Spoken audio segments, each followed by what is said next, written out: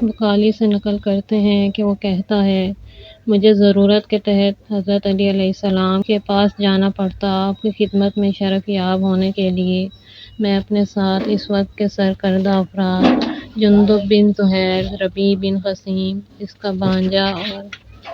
حمام بن عبادہ بن خثیم جو مشہور عابد تھا اپنے ساتھ لے گیا۔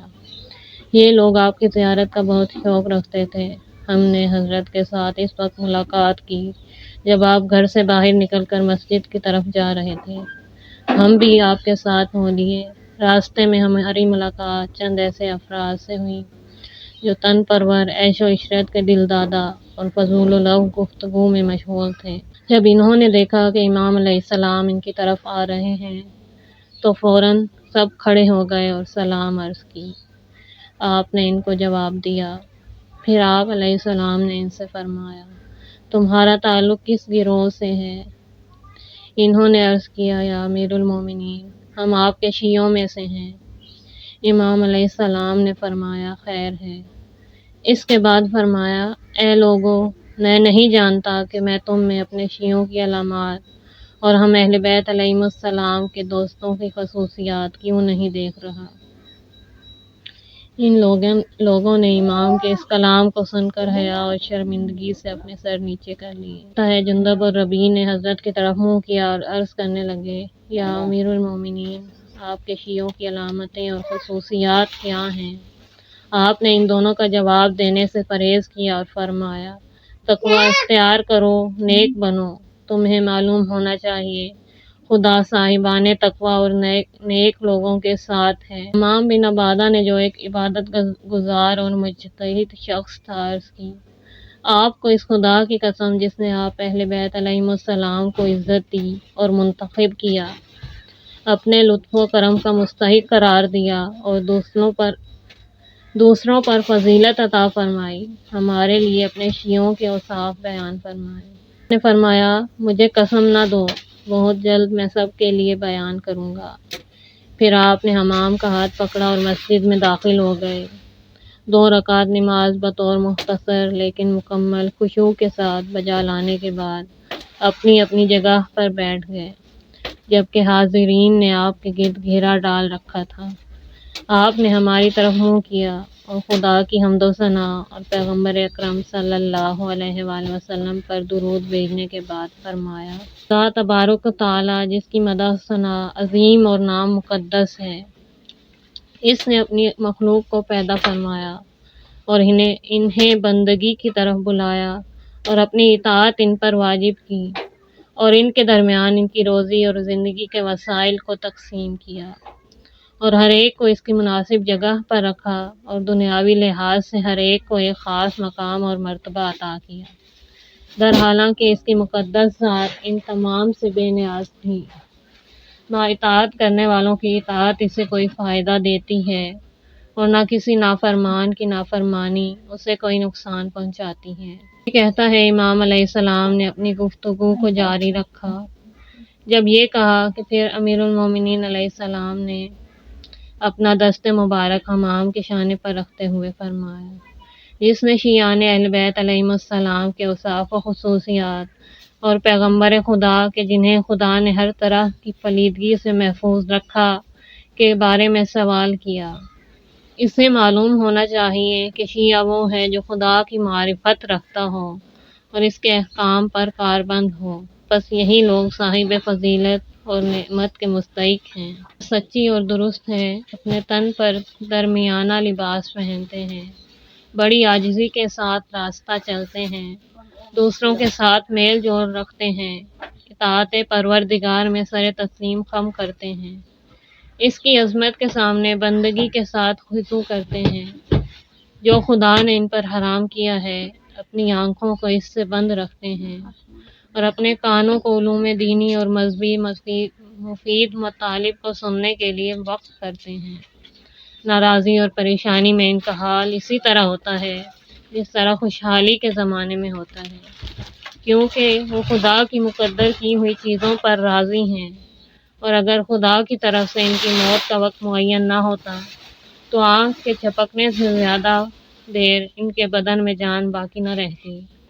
اور ان کی خواہش ہوتی کہ جتنی جلدی ہو سکے جان بدن کے پنجرے سے رہائی پا لے، پیارے محبوب کی طرف پرواز کر جائے اور اس کے دیدار کی طرف جلدی کریں، کیونکہ انہیں اپنے محبوب کے دیدار کا اجر کا شوق ہے اور اس کے عذاب سے ڈرتے ہیں۔ ان کی نظروں میں خالق وحدہ لا شریک باعظمت اور بلند مرتبہ ہے۔ ان کی اور جنت کی نسبت ایسے ہے جیسے کوئی جنت کو دیکھ رہا ہو اور اس میں تکیہ لگائے ہوئے ہوں، اور دوزخ کے بارے میں ان کا اعتقاد ایسے ہے جیسے کوئی جہنم میں داخل ہوا ہو اور عذاب میں مبتلا ہو، اور یقین کے اس بلند ترین مرتبے سے بڑا حق الیقین ہے۔ ان کے دل غمگین رہتے ہیں اور لوگ ان کی بدی سے محفوظ رہتے ہیں۔ ان کے بدن کمزور اور لاغر ہیں، ان کی دنیاوی خواہشات کم اور ہلکی ہیں، ان کا نفس عفیف اور پاک ہے، یعنی آلودگی اور پستی میں نہیں پڑتے، شہوات کے اسیر نہیں بنتے، ناچیز کی شے کے لیے حقارت سے دوچار نہیں ہوتے۔ خدا کے ساتھ ان کی معرفت بہت زیادہ ہے۔ دنیا کو جس کی بقا تھوڑی مدت کے لیے ہے اور کم عرصے کے لیے ہے، بڑے صبر و استقامت کے ساتھ بسر کرتے ہیں،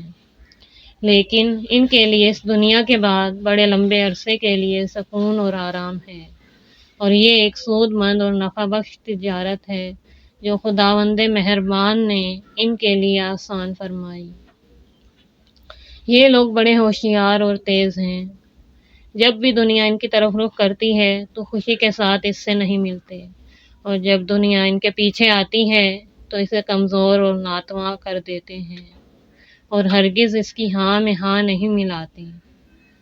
جب رات کا وقت ہوتا ہے تو عبادت کے لیے اٹھ جاتے ہیں، قرآن کی آیات کو بڑی غور و فکر کے ساتھ پڑھتے ہیں، اپنے نفس موجود کو مثالوں کے ذریعے نصیحت کرتے ہیں، اپنی بے علاج بیماریوں کا علاج ان دواؤں کے ساتھ کرتے ہیں جو ان کے اندر موجود ہیں، حاصل کرتے ہیں، کبھی کبھی تو عظمت خدا کے سامنے اپنے آپ کو زمین پر گرا دیتے ہیں اور اپنے سجدے کے ساتھ اعضاء کو زمین پر رکھ کر خدا کے لیے سجدہ کرتے ہیں۔ ان کی آنکھوں سے رخساروں پر آنسو جاری ہوتے ہیں،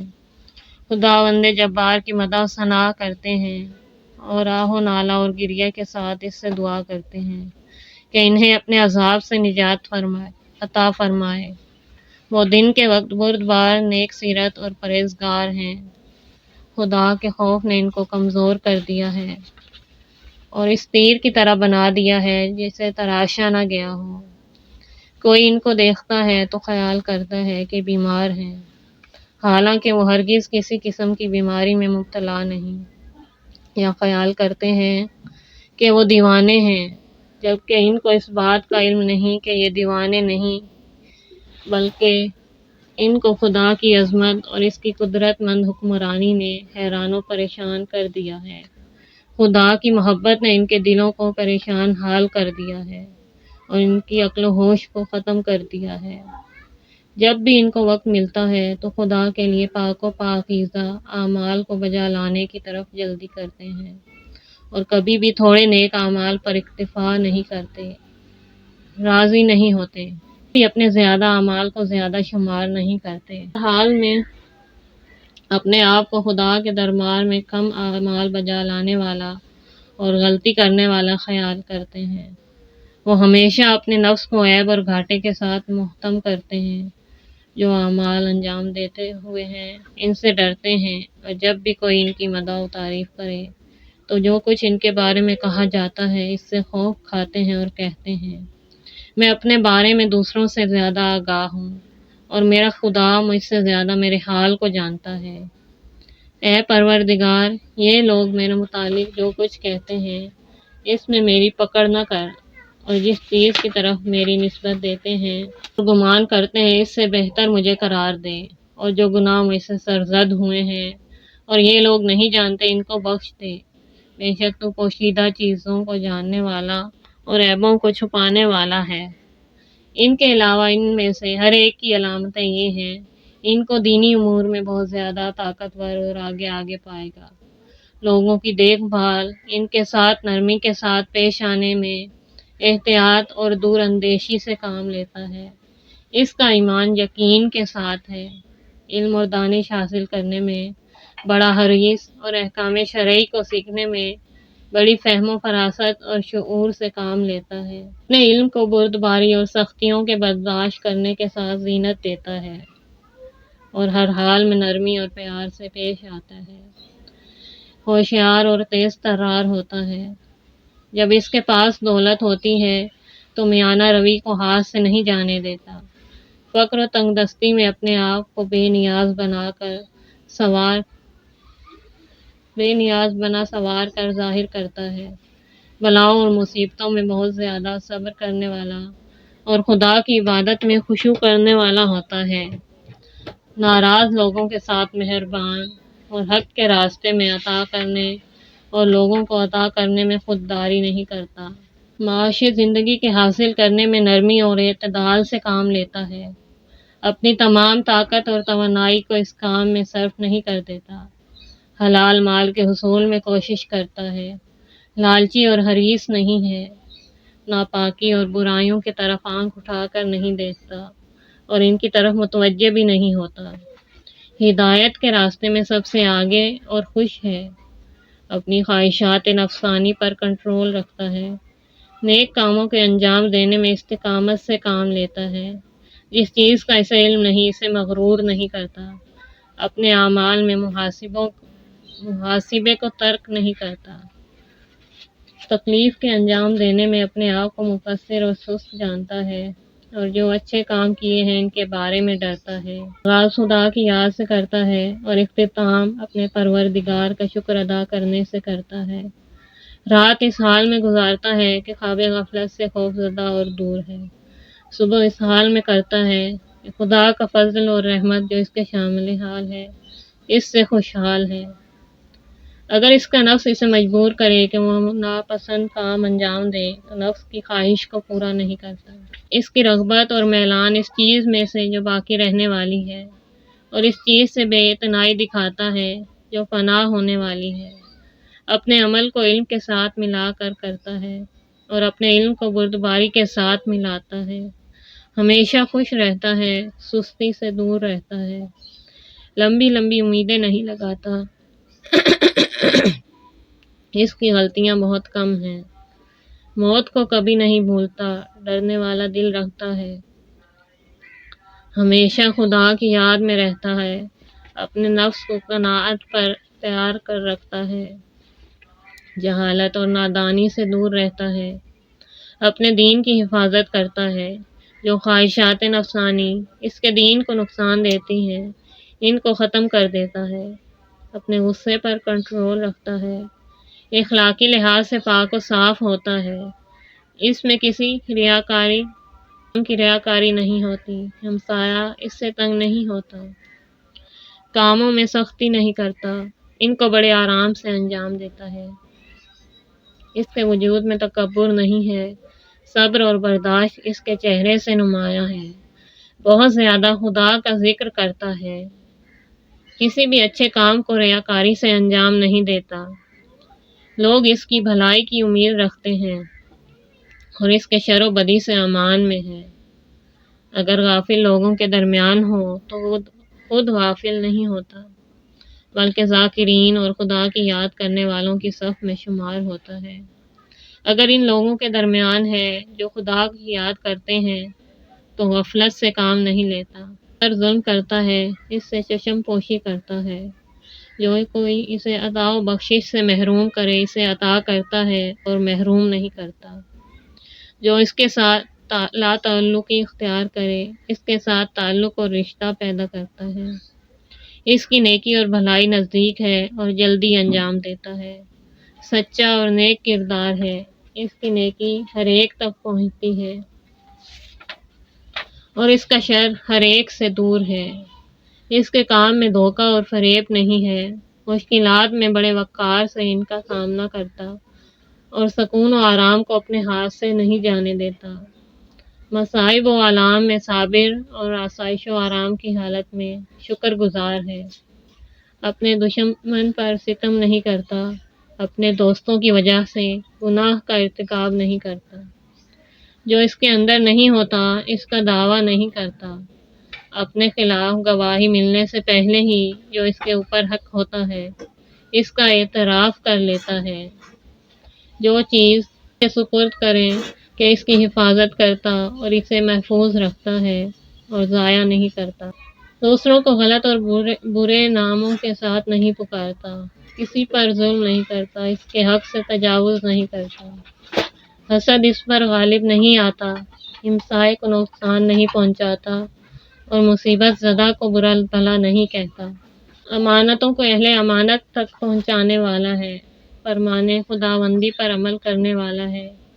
نیکیوں کی طرف جلدی کرنے والا ہے، برے کاموں کے لحاظ سے بے رغبت ہے، نیکیوں کا حکم دیتا ہے اور خود بھی انجام دیتا ہے، برائیوں سے روکتا ہے اور خود بھی اجتناب کرتا ہے، کاموں میں جہالت اور نادانی کے ساتھ داخل نہیں ہوتا، عجز اور نادانی کی وجہ سے حق کے مدار سے باہر نہیں نکلتا، اگر خاموشی اختیار کرے تو چپ رہنا اسے تھکاتا نہیں ہے، اگر بات کرے تو کلام کرنا اسے عاجز نہیں کرتا، ہنستے وقت اپنی آواز کو بلند نہیں کرتا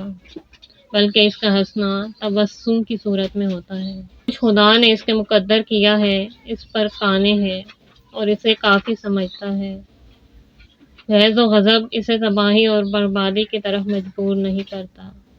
خواہشات نفسانی اور کنجوسی اس پر غالب نہیں ہوتی، لوگوں کے ساتھ بصیرت اور آگاہی کے ساتھ میل جول رکھتا ہے، ان سے خوشحال اور صلح کے ساتھ جدا ہوتا ہے، اس لیے کرتا ہے تاکہ بہرہ مند ہو اور فائدہ اٹھائے، کسی سے سوال اس لیے کرتا ہے تاکہ کسی مطلب کو سمجھ سکے، اپنے آپ کو تکلیف میں ڈالتا ہے اور لوگ اس سے آرام اور سکون میں رہتے ہیں، لوگوں کو آرام و راحت عطا کرتا ہے، اپنی جان کو آخرت کی خاطر رنج و تکلیف میں ڈالے ہوئے ہے، اگر اس پر ظلم ہو تو صبر کرتا ہے تاکہ خدا تعالیٰ اس کی مدد و نصرت کرے، خیر گزشتگان کی اقتداء کرتا ہے اور خود آئندہ آنے والے اچھے اور نیک لوگوں کے لیے اچھائی کا ایک نمونہ ہے، یہ لوگ خدا کے کارندے، دستورات الہی کے فرما بردار، زمین اور اس کے بندوں کے درمیان میں چمکتے ہوئے چراغ ہیں، یہ لوگ ہمارے شیعہ اور دوست ہیں، ہم میں سے ہیں اور ہمارے ساتھ ہیں، میں کس قدر ان کے دیدار کا مشتاق ہوں۔ اس وقت حمام بن عبادہ نے دل سے آہ کھینچی اور بے ہوش ہو کر زمین پر گر پڑا، جب اسے ہلایا گیا تو پتہ چلا کہ اس دنیا سے جا چکا ہے، ربیع نے جب کہ آنسو بہا رہا تھا عرض کی، یا امیر المومنین، آپ کے واعظ و نصیحت نے میرے بھتیجے کے دل پر کتنی جلدی اثر کیا ہے اور اسے منقلب کر دیا ہے، اس کی روح پرواز کی طرف لے گیا، میری خواہش ہے کاش میں اس کی جگہ پر ہوتا۔ آپ علیہ السلام نے فرمایا، حقیقی نصیحتیں اسی طرح اہل نصیحت پہ اثر کرتی ہیں جو حق کو قبول کرنے کے لیے آمادہ ہوتے ہیں، خدا کی قسم میں اس کے متعلق اسی آنے والی حالت کے بارے میں ڈرتا تھا۔ وہاں موجود ایک شخص نے عرض کی، یا امیر المومنین، پس آپ کی اس گفتگو نے خود آپ میں جو اس کے کہنے والے ہیں اور اس سے آگاہ بھی ہیں اثر کیوں نہیں کیا؟ آپ نے فرمایا، افسوس ہے تجھ پر، ہر ایک کے لیے موت کا وقت معین ہے، کوئی اس سے تجاوز نہیں کر سکتا اور اس کا کوئی نہ کوئی سبب اور علت ہے جس سے وہ منہ نہیں موڑ سکتا، خاموش ہو جا، دوبارہ ایسی بات نہ کرنا، یہ بات شیطان نے تیری زبان پر جاری کی ہے۔ علیہ السلام نے حمام کے جنازے پر نماز پڑھی اور اس کے تشیع جنازے کے مراسم میں حاضر ہوئے، جبکہ ہم بھی حضرت کی خدمت میں تھے۔ اس شخص نے نوف سے روایت نقل کی ہے، کہتا ہے، میں ربیع بن خثیم کے پاس گیا اور جو کچھ میں نے نوف سے سنا اسے بتایا، ربیع نے بہت زیادہ گریہ کیا، قریب تھا کہ اس کی جان نکل جاتی، اس نے کہا، میرے بھائی نے سچ کہا ہے جو کچھ نقل کیا ہے، اور امیر المومنین کی یہ واعظ و نصیحت سے پر گفتگو ہمیشہ کے لیے میرا نصب العین ہے، گویا اب بھی وہ گفتگو میرے کانوں میں گونج رہی ہے، جب بھی حمام بن عبادہ کے اس دن کو یاد کرتا ہوں تو میری حالت تبدیل ہو جاتی ہے، اگر میں راحت و سکون میں ہوں تو اس دن کی یاد میرے آرام کو تاریک اور غمگین کر دیتی ہے، اگر سختی اور مصیبت میں ہوں تو میرے لیے آسانی پیدا کرتی ہے،